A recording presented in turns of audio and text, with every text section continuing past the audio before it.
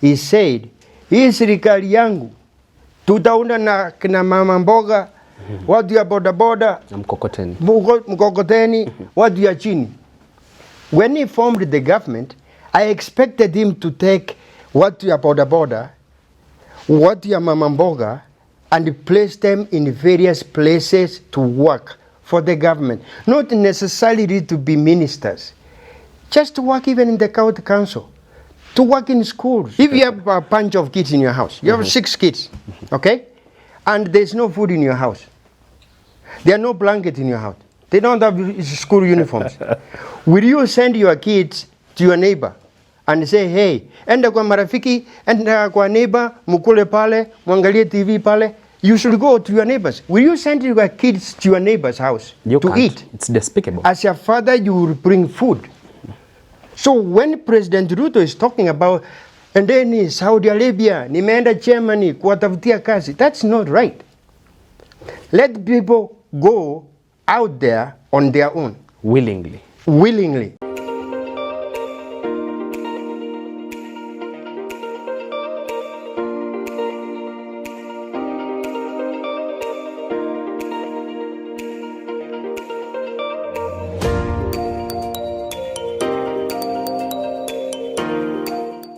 Truly delighted to have you on Business Glide. Yes, I said it, Business Glide. We are back. Your go-to point on matters, public policy analysis, business and economics at large. I'm yours truly, son of the soil, Richard Mwenja. It's been quite a while, but here I am. So glad to have you on board for this 360 coverage on all you need to do on matters economy. And actually this show, as you know, is the #1 show on business and economics on Kenya's digital space. We've got this far, all courtesy of your effort and support. I'm Richard Mwenja, welcome on board, and with me today to discuss a plethora of issues in the world of economics is none other than Job Ombati Simeon, a Kenyan author based in Ohio State, back there in United States of America, and also a senior citizen who has tried his hand in politics and also has a firm knowledge and a firm grip of how governance can be done better. Job Ombati, welcome on board. Hallelujah. Asante sana. Thank you. Umekuja na dollars? Siko pale. After the show? Yeah, after the show. Many people are curious to know whether there's been a change of tune, or I should say a change of system at our customs department. You have just jetted in a few days ago. And let me ask you, how soft or rough is the system right now? We had concerns a while back of the displeasure among many Kenyans coming back home. You know, Richard, I'm thankful for this second opportunity. Sante. I just don't want to sound that we are the people of diaspora, we are complaining. I don't want to sound like we know it all, because we don't. But honestly, there is a lot to be done. Let me give you an example. I was trying to go to Uganda. I am a Kenyan citizen, for God's sake. I have East African passport. I went through Busia town. I'm telling you, when you go to that place, you think that that's a different department. Those people in Busia, the migration officers, the way they mistreat people there, the way they handle people, it's like you are a criminal. I am trying to go to Uganda. I want to go and have lunch in Kampala with my friends and come back. They make things so difficult. Why though? I don't understand. I was with a friend of mine, a young American guy. He has no Kenyan ID. He's an American. I'm with him. I'm going to Kampala. We go have lunch. We meet some friends. This friend of mine was troubled. Where is your visa? He said, we are just going there and come back within this day. If we need a temporary visa, give us a temporary visa. I'm ready to pay for it. And I spoke with him. They take his passport. They go to talk to somebody else. They talk to another person. Another person come and say, unajua hii rafiki yako anatakiwa kuwa na visa. I know he's an American. He need to have a visa. But we are only going there for hours. And if you need to give us a temporary visa, please do. They took hours. anamwambia I can return you to America right now. While we are sitting there waiting, we are wasting our time, and time is money. The people in Kampala who are waiting for us, they left because we could not do it. Then I asked the other people there, what is going on? What is the procedure? You are supposed to come, show them your documents. If you don't have the visa, they give you a form you fill, they stamp it, you pay for it, and they go. What is the delay? Why do they have to go talk from one person to another, and another? Why is that? True. Because they are asking for money. Totoe kitu kidogo. Immigration people in Busia, either they need to be fired, or they need to be retrained, or something need to be done. Busia is a mess. In Namanga, it's a little better. In Namanga, it's a little better. You can go to Tanzania easily, but try to go to Busia and see. What about the business coming from Uganda, coming to Kenya? What about business from Kenya going to Uganda? People should be let to move goods and services very well within the border easily. That is how we can keep our economy growing. Sure. Very well. And sticking to that particular element, and let's advance it further. Part of the elements that up our rating when it comes to the ease of doing business index as a country is making it easy and affordable for one to access citizen services. Whether you want to process your personal documents for migration or business permits and all that, the entire system has to be made easy, accessible, and friendly. From what you've experienced, and maybe many other people from diaspora and even within here Kenya have experienced, is it that we are looking at a case of graft having taken the center stage and front row seat when it comes to access to citizen services in Kenya? To say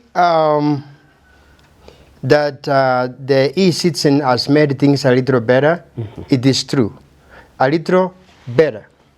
If people can go to the e-citizen and get the services done, get the documents completed, that's a better thing. That's a good thing. Even with the backlog in passports and all? Yes.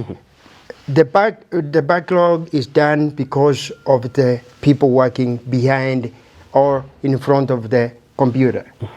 If they can process these things quicker, it will be smooth transition.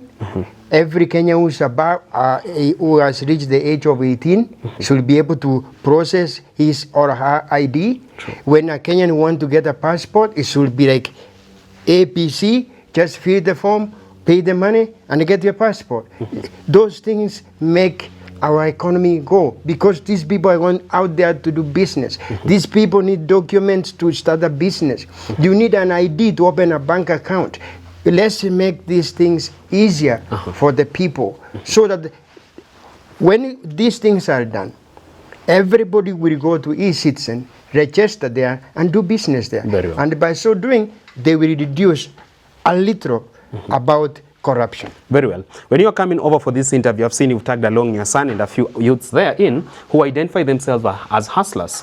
And that begs the question, you identify, at one point you identified yourself with the hustler philosophy and you somewhat believed in it. Absolutely. But where you stand right now, let me ask you, do you still have so much confidence in this government that is a government for the hustlers, and even the strides they are making this far are centered on working for the best interest of the mama mboga, mtu wa boda boda, and the youth whom the president said is going to be their advocate? I can say this in honest truth. President Ruto has been told these things several times. He has been called Sakaja, he has been called a liar, he has been told all these things.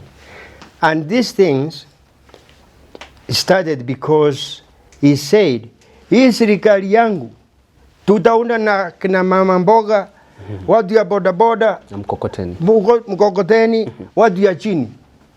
When he formed the government, I expected him to take watu ya boda boda, watu ya mama mboga, and place them in various places to work for the government. Not necessarily to be ministers. Just to work even in the county council, to work in schools, to work in the board of Paretram or something.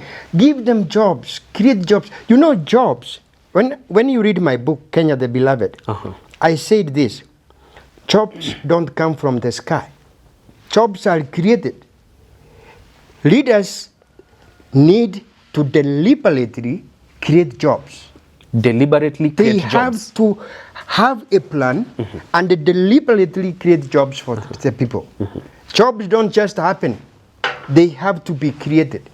That's why I said last time that President Ruto needs to have credible, educated, knowledgeable Kenyans to work with him who will tell him how they can create jobs.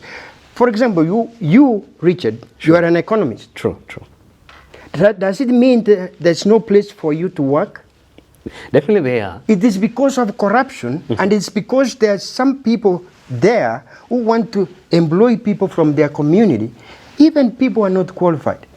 You can get a job, if not in the bank, in the government office, if not in the ministry, you can work in a private company. You are an economist, for God's sake. True. You can analyze economy of a company or a government or a parastatal or policy and make it.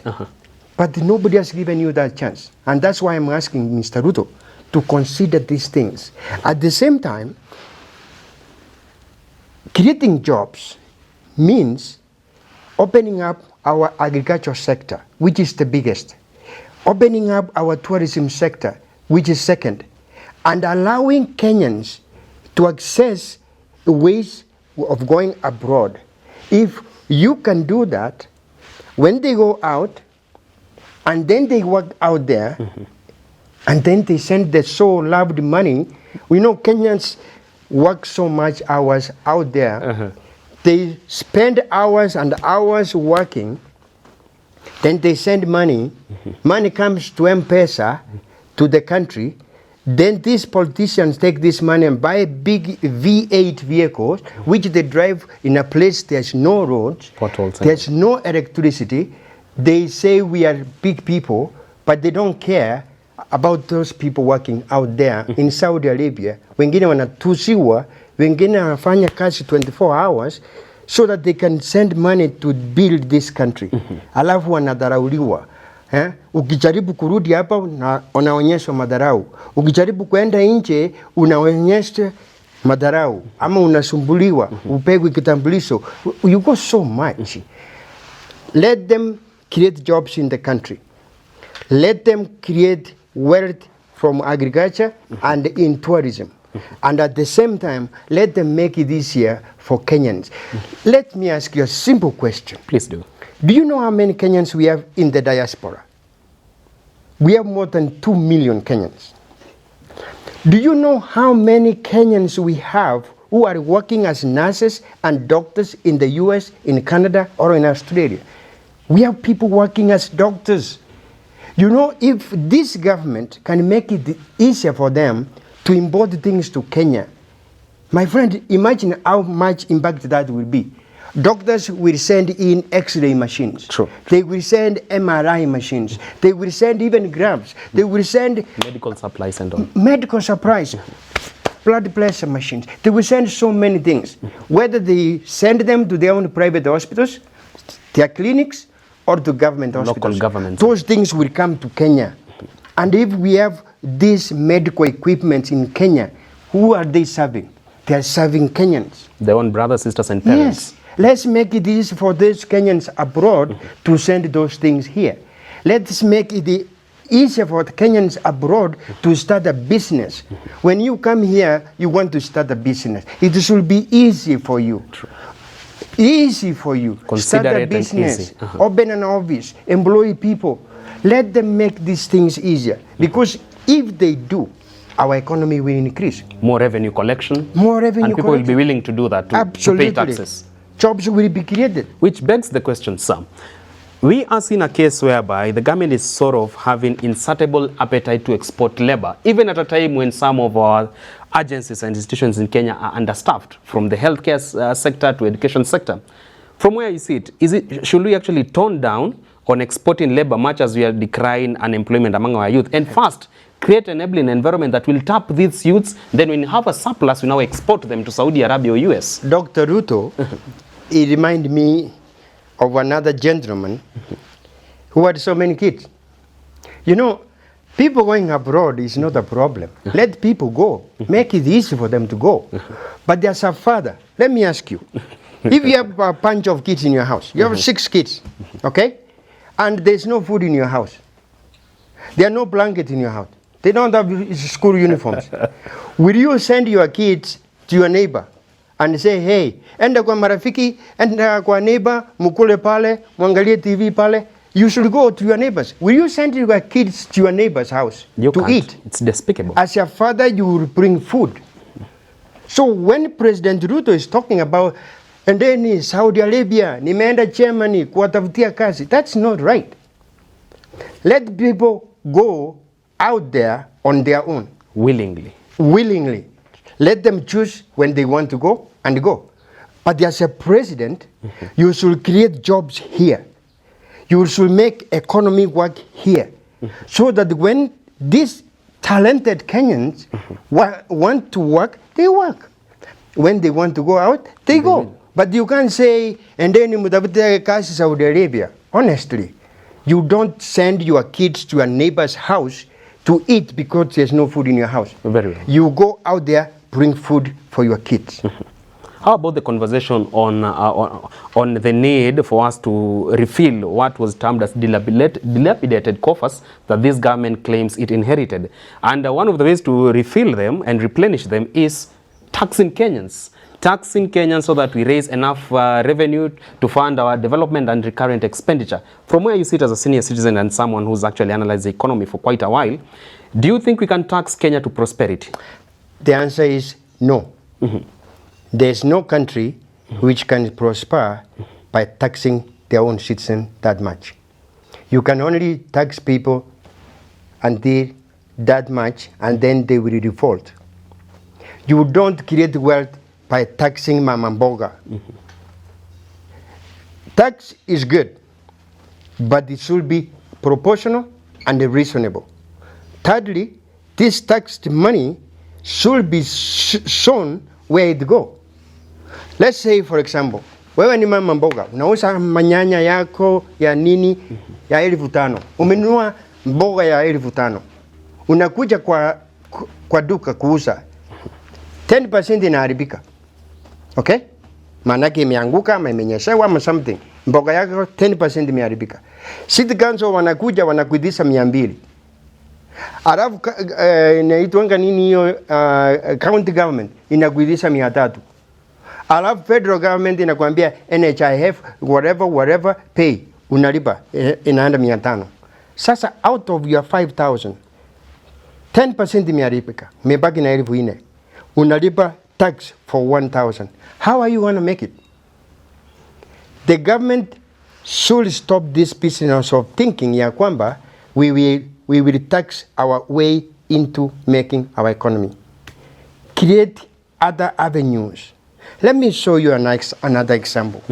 Go ahead. If I was a governor of Nairobi, or maybe if Governor Sakaja can listen to this. Governor Sakaja is a good leader, I like him. If he can just reason with this point.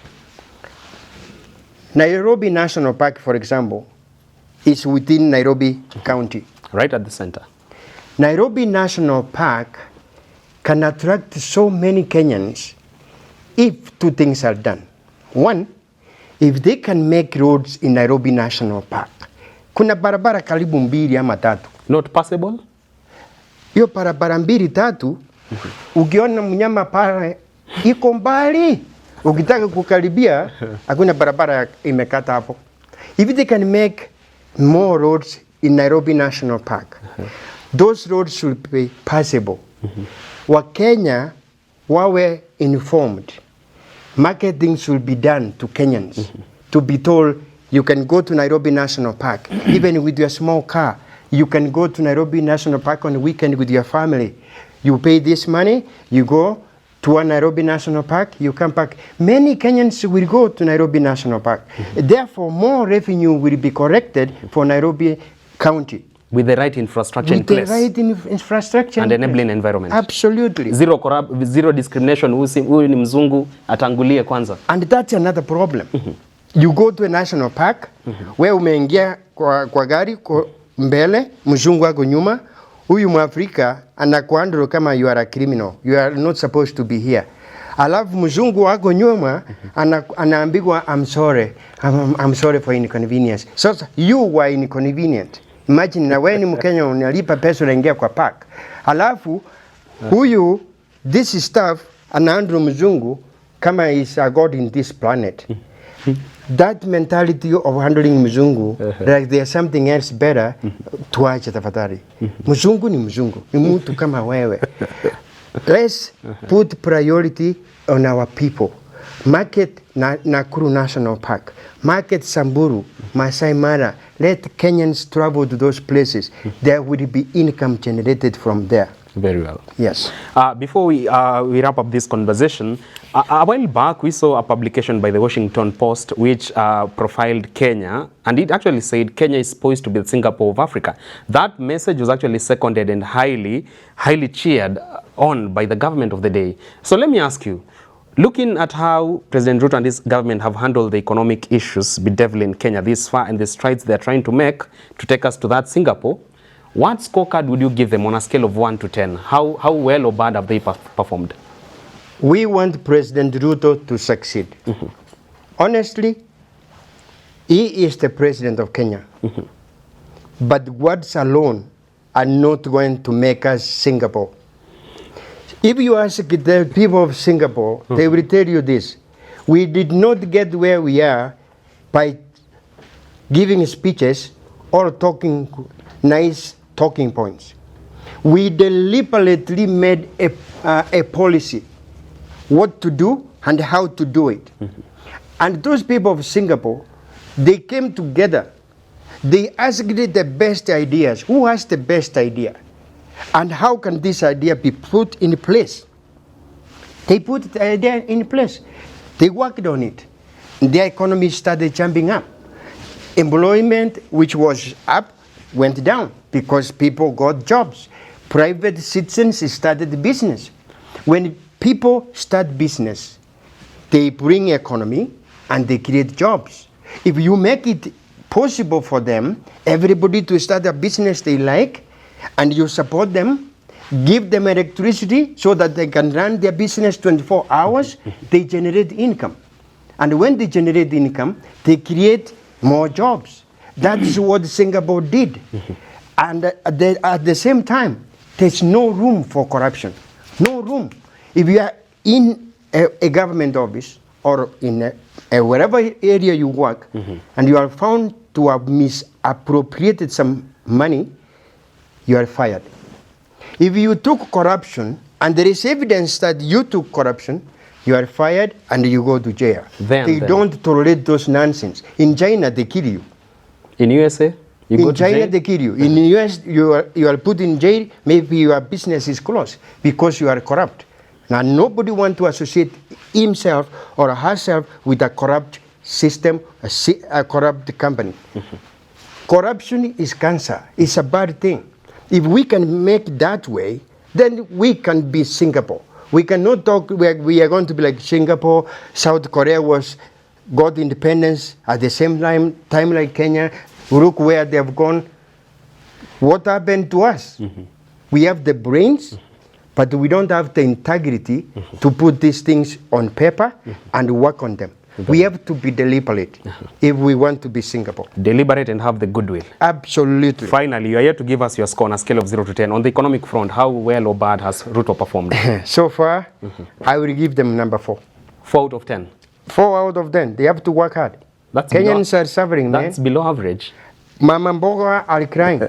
The youth are crying. We need to reduce this cost of living. For example, why can't the government buy oil from Uganda? Why can't they talk to people of Southern Sudan and buy gas from there? Mafuta ikuje, economy will start going up. But if you intend to buy oil from Saudi Arabia, from Russia, why do we have oil with Museveni here, or South Sudan? Please, use common sense. Buy these things cheaply here. Transportation cost is cheap. And therefore, if the gas price go down, hunger price will go down. Make it easier for Kenyans. Make it easier for Kenyans. That is the message by none other than Job Ombati Simeon, an author of the book that is Kenya the Beloved, and also a senior citizen who is domiciled in Ohio State, back in the USA. He's joined us today to just share some thoughts on how better we can govern this country from a both political and governance standpoint, and also the economic standpoint of it. Time now for your favorite segment, that is the Fun of the Week. And I'll give the honors to Job Ombati to say hi to one person back there or two in USA who normally watch us and watch this particular show. One person will not be justice. All right, several. But I will say hello to my friends in Ohio. I will say hello to my friends, Great Granite Diaspora Association, of all the leadership and all the people. I will say hello to my friends. I will shout hello to my friend Wilson Baralio, who does a good job here in Nairobi, and all my friends. Honestly, we love Kenya, and this is our home. This is our motherland. Let us do the best we can. Let us support the president, and let him make it happen for all people. Well, we could have taken a shot of your son, but he has disappeared. He was sitting behind the cameras. But thank you so much, Job, for coming through. Please tell your friends to also grace our upcoming editions. If you give me next time, I will come with some other friends. Good. But thank you very much for your time. All right, asante sana. Na message imefika kwa KRA Customs Office. Please let them not be troubling Kenyans. Let them give us peace. All right, asante sana. Until next time on Business Glide, I'm yours truly, Richard Mwenje. Always a pleasure to have you on board. Now, up next on your screen is the beloved African proverb of the day.